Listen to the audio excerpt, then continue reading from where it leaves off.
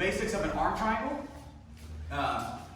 and then a few escapes from there. Okay, I feel I need to teach what we look for in the arm triangle in order to defend what people are trying to do to us, right?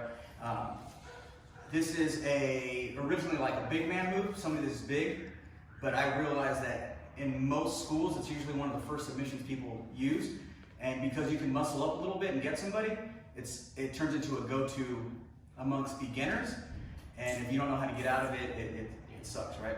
And then on top of that, even me being able to roll for a while, I find it in every position, right? I'm starting to pass and they try to roll away from me, boom, arm triangle, right? I have somebody's back and then all of a sudden they come up trying to defend, boom, I have the arm triangle, I switch the angle, right? From half guard, from bottom half, it's just, there's a lot of places where you can get it and you can finish it pretty easily as long as you figure out what you need. Okay, so remember, anytime we're doing any type of strangle, we have to think about that triangle, right? Whether it's with our legs or arms. Bicep or forearm along your carotids, and then we have to build that shelf to stop the escape from them working. Sometimes the ground's the shelf, sometimes our forearm's the shelf, and then their arm will be the other part that's going to go up against that the carotid. Okay, so really, really quick, get on your back, please. Let's turn this way so you can see. Okay, so I'm just going to start from side control so you guys can kind of see what I want, right? If his arm is up, right, so I'm building the shelf. So my bicep is going up against his carotid, and then the shelf is not only the mat, it's also my forearm, okay? So the other part of his carotid is gonna be blocked with his arm, okay? So this is a very uncomfortable position right here, and people do that all the time, but that's not what I'm looking for. I'm looking for his bicep to be up on his ear or his face, just like that, okay? So now his shoulder, especially they have bigger shoulders, I'm gonna push that up against his carotid, and so he's gonna start choking himself, okay? So there's a couple different ways to finish this, right? Some people do S-grip. I'm not strong enough to finish that way. Some people throw their thumb in between the finger and the thumb. It's more like a wrestler type grip. It's okay because I can squeeze. I like the gable grip, right? Where I'm cupping my hands and I'm squeezing here. I can get a lot of power from there. Or if I can get to that figure four, right? My hands are gonna go up. Everybody teaches the bicep, I don't teach that. Get to that tricep, it makes things way tighter, right? And then I can come up to my ear, and now from here when I'm squeezing, if you can see, I'm bringing everything together, that triangle drops pretty quick, okay?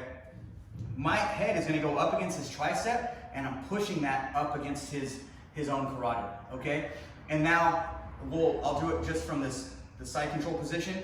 If I can keep my knee up against his rib cage or his hip, he can't get me back in the guard, and then I'm gonna do a track stance with my other leg in order to go. Okay? Sorry, man, you have a call out. I think, alright, sorry. There you go. You stop it? No, I'll let you edit it. Okay, so now from here, when I get this position, my hip, I'm blocking his hip with my knee, okay? And this is gonna come out to a track stance here. And now from this position, I can technically finish it just by pressing with one arm, okay? So I'm gonna get to this position. Now, this gable grip that I was talking to you about, I'm keeping my elbow in, that same position, and I'm squeezing, same thing, okay? Now if I can get my arm into this triangle position, get to that track stance, it's even tighter, okay? So those are the three positions to kind of finish from, all right? So he's gonna get me on that really, really quick, so I can see. So as soon as he gets this arm triangle on me, get your knees. Okay, so once he starts finishing this, the first technique that people are really taught is the telephone grip, right? So what I'm gonna do is I'm gonna bring my hand over my ear, and I'm gonna squeeze my shoulder down and towards his neck.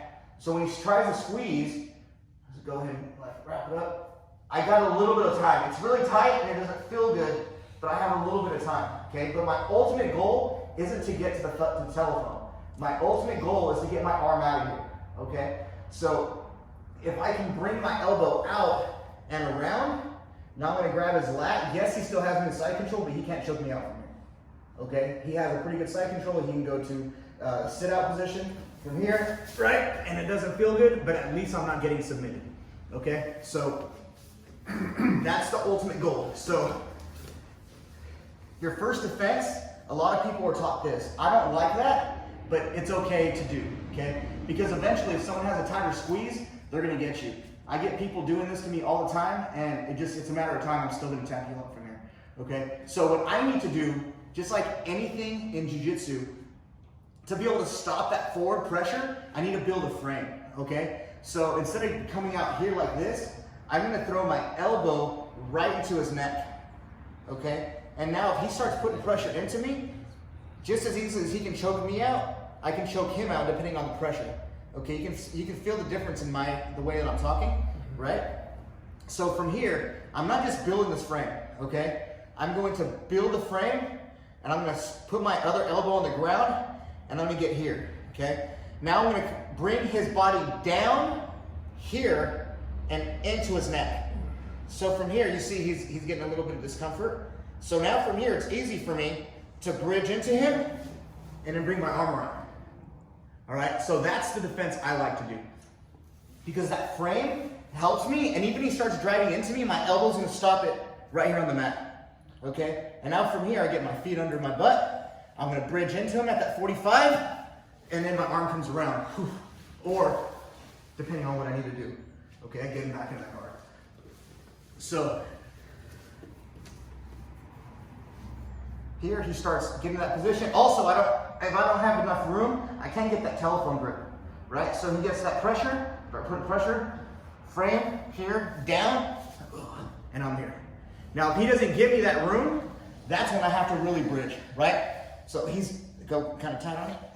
I bridge into him. Ooh. Now I'm bringing him into me here. And now I'm here. Whatever I need to do, right, to finish whatever I want to do, okay? So work that arm triangle. Once we work that arm triangle, the guy on top feel that telephone, and then after that, feel that frame, okay? That frame is super strong, and somebody really, really good, really big, and really strong, it's still not gonna get you, okay? Using that frame, I realistically haven't been tapped with the arm triangle in a very long time, very, very, very long time, okay? So let's work on that and we'll go.